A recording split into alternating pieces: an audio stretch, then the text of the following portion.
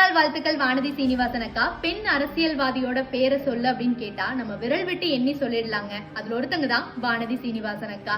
பெண்களுக்கு அரசியலுக்குள்ள வரலாம், அரசியல ஒரு கெரியரா சூஸ் பண்ணலாம் அப்படின்னு ஒரு சிறப்பான ஒரு உதாரணமா வானதி சீனிவாசன் அக்கா இன்னைக்கு திகழ்றாங்க. வேர்ல்டுலயே அதிக உறுப்பினரை கொண்ட மிகப்பெரிய கட்சி பாரதிய ஜனதா கட்சி. அதுல தேசிய மகளிர் அணி தலைவியா இருக்கிறாங்க. இப்போ நம்ம தமிழ்நாட்டுல கோயம்புத்தூர்ல எம்எல்ஏவாவும் இருக்காங்க. வானதி சீனிவாசன் அக்கா பெரிய அரசியல் பின்புலம் இல்லாம 1994 பாரதிய ஜனதா கட்சிக்குள்ள வர்றாங்க. 2025 வரைக்கும் ஒரே கட்சியில நிலையா அவங்களுடைய பயணத்தை மேற்கொள்றாங்க.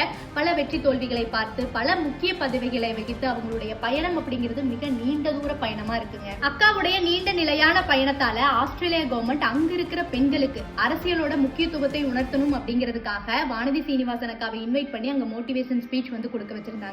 அது மட்டும் இல்லைங்க, இங்க இருக்கிற பெண்களுக்கும் அப்படிதான். நம்ம அரசியலுக்குள்ள வரணும், அரசியல் ஏதாவது சாதிக்கணும் அப்படின்னு நினைக்கும் பொழுது வானதி சீனிவாசன் அக்கா அப்படிங்கிற ஒரு பெயர் கண்டிப்பா நம்மளுடைய மைண்டுக்குள்ள வருங்க.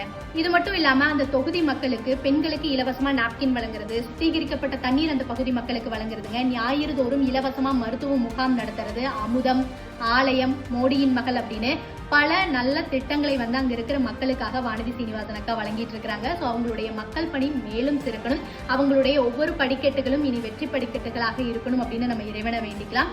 இனிய பிறந்தநாள் வாழ்த்துக்கள் வானதி சீனிவாசன் அக்கா.